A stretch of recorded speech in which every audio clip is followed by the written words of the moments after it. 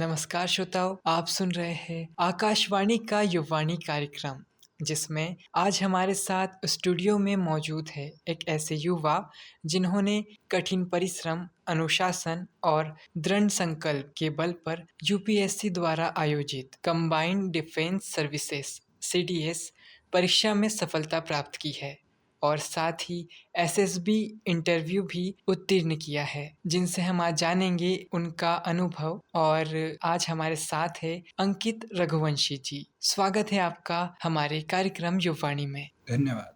अंकित जी, सबसे पहले हमारे श्रोताओं को अपने बारे में बताइए। नमस्कार श्रोताओं, मेरा नाम अंकित रघुवंशी है। मैं बैतूल जिले के भैंसदेही गांव से बिलोंग करता हूं और ये सतपुड़ा की पहाड़ियों के बीच है। जी, बहुत खूब। और अब हम आपसे जानना चाहते हैं कि सीडीएस परीक्षा की तैयारी का विचार आपको कैसे आया?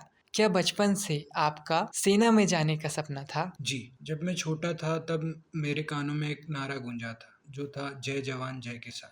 जी, ये नारा मेरे दिल में इस प्रकार बस गया कि जवान और किसान से मुझे एक खास तौर पे लगाव हो गया। फिर मैं धीरे-धीरे जैसे आगे बढ़ते गया अपने स्कूली जीवन में, मैंने सेना में जाने के विभिन्न रास्ते खोजे और उनमें से एक सीडीएस मुझे पता लगा, जो कि मेरे करियर गोल्स के साथ बहुत अच्छे से अलाइन करता है। जी बिल्कुल। और अब हम आपसे जानना चाहेंगे कि क्या आपको किसी व्यक्ति या घटना से इस राह पर चलने की प्रेरणा मिली? 9 पैरा एसएफ के मेजर सुधीर वालिया साहब। सुधीर वालिया साहब को Rambo of the Indian army भी कहते हैं। जी, सुधीर वालिया साहब को अशोक चक्र मिला गया है उन्हें उनकी बहादुरी से। उनने श्रीलंका की जंग, कश्मीर में मिलिटेंसी और कारगिल वॉर में एक अहम भूमिका निभाई है। उनकी बहादुरी से मुझे फ़ौज जॉइन करने का प्रेरणा मिली है।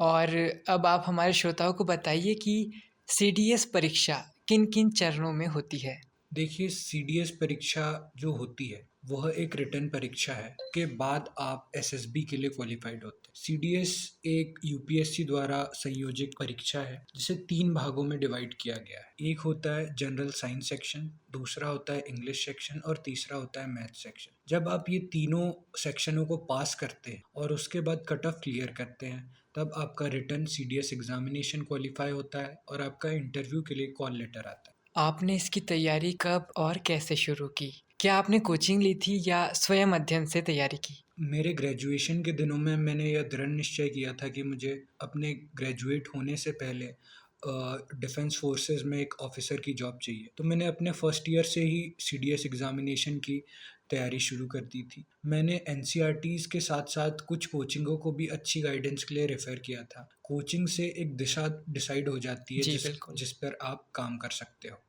मैंने अपने फर्स्ट ईयर और सेकंड ईयर में अच्छे से मेहनत करी, तब मेरा थर्ड जी। ईयर में एग्ज़ाम निकला। और अंकित जी, परीक्षा की तैयारी के दौरान आपकी दिनचर्या कैसी रहती थी? परीक्षा की तैयारी के दौरान मैं सुबह उठ के सबसे पहले अपने मॉर्निंग रन के लिए जाता था, जो कि 7 से 8 किलोमीटर का होता था। उसके बाद मैं अपना ब्रेकफ़ास्ट प्रिपेयर करता था, क्योंकि आपको जब फ़िटनेस मेंटेन करनी होती है, तो उसमें आपका जो खान-पान है, वो एक इम्पॉर्टेंट पार्ट रहता है। बहुत ज़रूरी है। तो मैं अपना ब्रेकफ़ास्ट खुद प्रिपेयर करता था। ब्रेकफ़ास्ट के बाद मैं कॉलेज के लिए निकल जाता था। सुबह साढ़े 8 बजे से कॉलेज 1:30 बजे तक रहता था। 1:30 बजे कॉलेज के जस्ट बाद मैं लंच करता था और 2 बजे लाइब्रेरी चले जाता था। लाइब्रेरी में शाम के 6 बजे तक पढ़ाई करता था।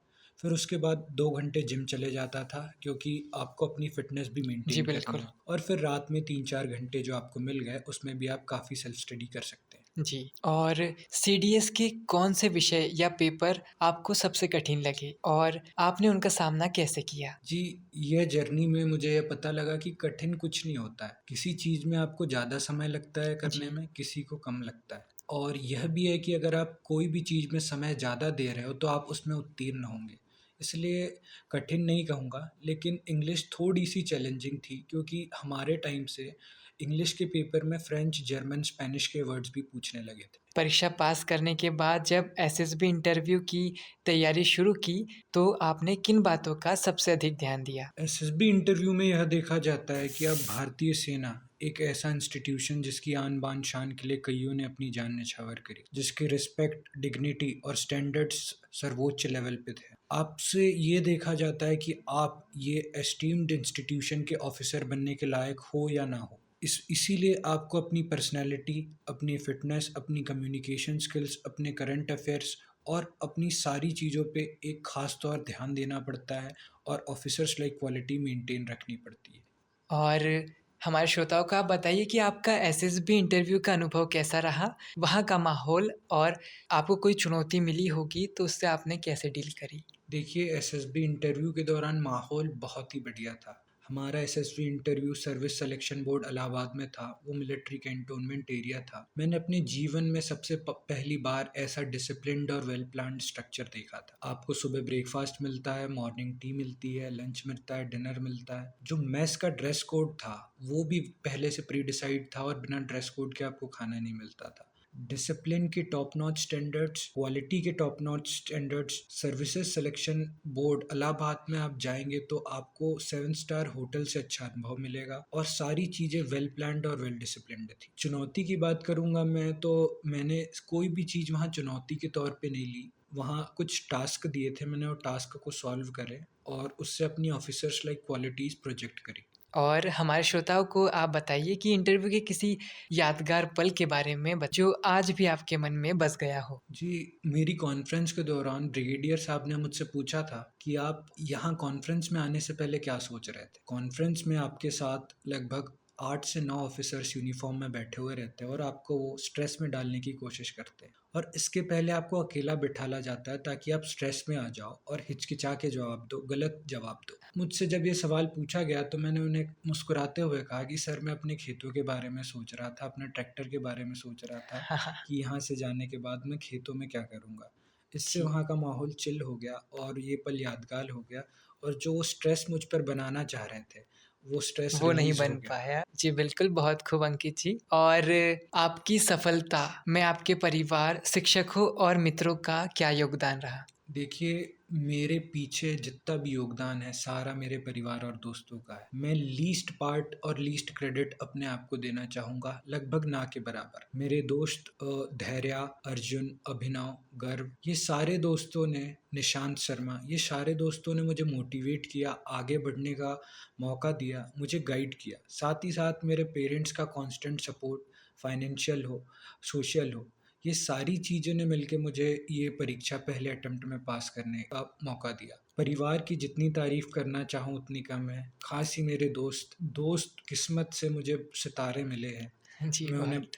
जितना धन्यवाद दूँ, कम है। जी, बहुत बढ़िया अंकित जी। और आप हमारे श्रोताओं को बताइए कि तैयारी के दौरान आप कभी हताश या निराश होने का सामना आपको करना पड़ा होगा, तो आपने अपने आप को कैसे सँभाला? देखिए, निराशा की फीलिंग पार्ट होती है प्रिपरेशन की। जब एक परीक्षा जैसे साल में 8 लाख लोग देते हैं, इंटरव्यू के बाद लगभग 300 लोग सेलेक्ट होते हैं, 270 लोग सेलेक्ट होते हैं, तब आपको जब ये आंकड़े दिखते हैं, तब निराशा कई बार मन में आ जाती है, बेचैनी आ जाती है। पर आपको यही देखना है कि आप में क्या कमी है। सेल्फ इंट्रोस्पेक्शन और अपनी कमियों को निकाल के उन पे काम करने से ही आपको सफलता मिलेगी। मैंने भी निराशा का सामना किया। जैसे मुझ में कुछ कमियाँ थी, जैसे मेरा फ़िज़िकल स्टैमिना हो, फ़िज़िकल एक्सरसाइज़ेज़ हो, स्पीकिंग एबिलिटी हो। तो इन सारी चीज़ों से मैं निराश होता था, पर मैं कॉन्स्टेंटली इनको लिख के रखता था कि यहाँ अपने को काम करना है। और ये सिंपल सा लॉ है कि आप किसी भी चीज़ पे जितना ज़्यादा समय दोगे, वो उतनी ज़्यादा बेहतर होती जाएगी। तो आपको निराश नहीं होना है, आपको कमियों को निकालना है और उन पे काम करना है। जी, बिल्कुल, यानी अपने ऊपर काम करो और आगे बढ़ो। जी। अब जैसे आपने सीडीएस और एसएसबी इंटरव्यू निकाल लिया है, तो अब आगे आपका क्या लक्ष्य है? देखिए, मुझे अपना जॉइनिंग लेटर मिलने के बाद मैं ऑफिसर्स ट्रेनिंग एकेडमी चेन्नई में रिपोर्ट करूंगा अप्रैल में। वहाँ मुझे अपना बेस्ट देके एक बेहतरीन अफसर बनना है जो भारतीय सेना के उच्चतम स्टैंडर्ड्स को मैच करे। जी। मैं चाहता हूँ कि मैं इन्फेंट्री ज्वाइन करूँ और अपने देश को सर्वोच्च कैपेबिलिटी में सर्व करूँ और देश के काम आऊँ। जी, बिल्कुल। इन्फेंट्री में बहुत सारी रेजिमेंट्स हैं, उनमें से मैं सबसे ज़्यादा प्रभावित हूँ द पैराशूट रेजिमेंट, जिसे जी। स्पेशल फोर्सेस भी कहते हैं। ये एक स्पेशल सर्विसेज है जिसे कहते हैं man apart every man an emperor. यह आपको वह मौके देते हैं कि आप अपने देश को सर्वोच्च कैपेबिलिटी में सर्व करें और देश के काम आए। इसका वॉर क्राई भी है, शौर्यम दक्षम युद्धे बलिदान परम धर्म। जी, बिल्कुल। और अंत में आप हमारे युवा श्रोताओं को क्या सलाह देना चाहते हो, जो सीडीएस या एसएसबी की तैयारी कर रहे हैं और देश सेवा का सपना देख रहे हैं? देखिए दोस्तों, राजपूत रेजिमेंट का एक नारा है, वीर भोग्य वसुंधरा। अगर आपको ये वसुंधरा का भोग्य करना है, ये धरती के सुखों को लाभ करना है, तो आपको वीर बनना पड़ेगा। आपको जी, लगातार लड़ाइयाँ लड़नी पड़ेगी। लड़ाई सिर्फ युद्ध के मैदान में नहीं होती है, मन में होती है, सोशल लाइफ में होती है, फाइनेंशियल लाइफ में होती है। आपको हमेशा लड़ना है, अपने गोल्स के लिए लड़ना है, लड़ते रहना है, लगातार लड़ते रहना है, अपनी कमियों को अच्छे से फाइंड आउट करके उन पे काम करना है, आपको लड़ते रहना है।